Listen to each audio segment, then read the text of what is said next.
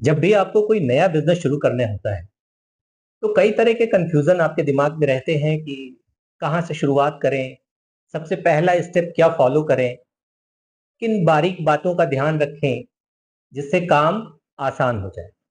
तो इसके 4-5 की पॉइंट्स हैं जिसका किसी भी नए बिजनेस शुरू करने वाले एंटरप्रेन्योर को ध्यान में रखना चाहिए। पहला है प्रोडक्ट सिलेक्शन। कई बार होता क्या है कि जोश खरोश में और एक सामान्य अवधारणा है कि जिन चीजों का इस्तेमाल हम खुद करते हैं बस उसी के इर्द गिर्द हमें बिजनेस बनाना चाहिए। बिजनेस ऐसे नहीं चलता है, थोड़ा मार्केट रिसर्च मांगता है।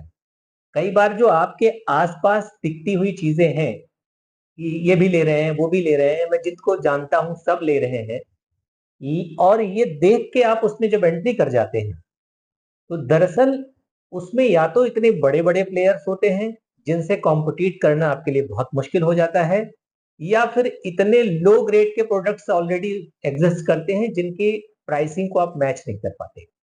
तो बिना बेहतर मार्केट रिसर्च के आपको कोई भी प्रोडक्ट का सिलेक्शन नहीं करना चाहिए। तो प्रोडक्ट सिलेक्शन सबसे की पॉइंट होता है।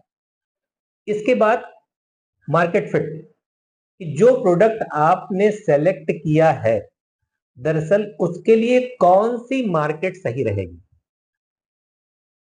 बहुत प्रीमियम प्रोडक्ट आप ले जाके किसी रूरल या रिमोट एरिया में आप लॉन्च करेंगे तो 99.9% के चांसेस हैं कि वहां आप सफल होने मुश्किल हो जाएगा। आप ऐसे ही कोई मास प्रोडक्ट है वो ले जाके आप बहुत प्रीमियम इलाके में लॉन्च करिए तो शायद वहां की जो जनट्री है उसको वो सूट ना करे।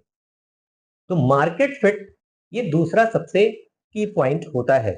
तो जब भी कोई प्रोडक्ट लॉन्च करें तो उसके लिए बेहतर मार्केट कौन सी होगी ये जरूर आपको ध्यान में रखना चाहिए। तीसरा है टाइम ऑफ लॉन्चिंग। जैसे एक बड़ा बेहतरीन एग्जांपल है कि आपको चॉकलेट लॉन्च करनी है। अब चॉकलेट ज्यादा टेम्परेचर में मेल्ट कर जाती है। आपको किसी ने बताया, आइडिया तुरंत क्लिक किया और वो कहते हैं ना कि काल करे सो आज कर वाली फिलॉसफी आपने अपनाई और अचानक आपने जून के महीने में, मई के महीने में लॉन्च कर दिया। तो यकीन मानिए अनुभव ना होने की वजह से उसका जो मैनेजमेंट है वो आप ठीक से नहीं कर पाएंगे और आपका बिजनेस सफल होने की संभावना खो देगा। इसलिए timing is the most important thing जिसका आपको ध्यान रखना चाहिए जब भी आप कोई बिजनेस बनाने जा रहे हैं। चौथी बात आती है प्राइसिंग की। ओवर एक्साइटमेंट में कई बार लगता है कि मैंने तो कुछ ऐसा कमाल बना दिया है कि बस जिसके सामने रखेंगे वही आके हाथों हाथ ले लेगा। और इस ओवर कॉन्फिडेंस में आप मार्केट के कॉम्पिटिटिव प्राइस को इग्नोर करके अपना एक प्राइस जो इतना हाई और प्रीमियम होता है वो आप इस ओवर कॉन्फिडेंस में कि मेरा प्रोडक्ट बहुत अच्छा है आप रख देते हैं। और फिर मार्केट में जाके, क्योंकि आपका अभी प्रोडक्ट नया है, उसको कोई जानता नहीं है, उसकी ब्रांड वैल्यू नहीं है, इस वजह से वो मार्केट में कॉम्पिटिट नहीं कर पाता है। तो प्राइसिंग को रैशनल होके हमेशा डिसाइड करें, ओवर एक्साइटमेंट या ओवर कॉन्फिडेंस में डिसाइड नहीं करना चाहिए। और आखिरी बात है आरओआई। कोई भी बिजनेस जब आप डिजाइन करते हैं तो आपको कॉस्टिंग का बहुत ध्यान रखना चाहिए। कॉस्ट और जो रेवेन्यू है इसके बीच का गैप क्या रहेगा, क्या वो गैप सस्टेनेबल है जो आपको सस्टेन कर पाएगा। प्राइसिंग में कुछ छोटे छोटे बहुत सारे बिंदु हैं जिनको आदमी बिल्कुल इग्नोर कर जाता है ओवर एक्साइटमेंट में। दो तरह की कॉस्ट होती है, फिक्स्ड कॉस्ट और variable cost. In general variable cost को तो हम प्रोडक्ट के कॉस्ट में कैलकुलेट करते हैं बारीकी से, लेकिन फिक्स्ड कॉस्ट को हम मिस कर जाते हैं। तो बहुत सारी चीजें आपको ध्यान रखनी पड़ती हैं जब आप कॉस्ट और प्राइसिंग इन दोनों को डिसाइड करते हैं।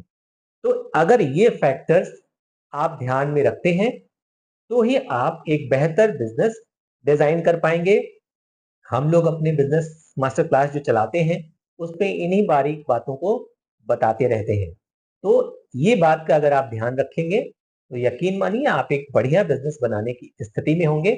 उसके बाद भी आपको किसी जानकार आदमी से, उस फील्ड में काम करने वाला या कोई बढ़िया बिजनेस कंसल्टेंट, उससे एक बार सलाह जरूर लेनी चाहिए।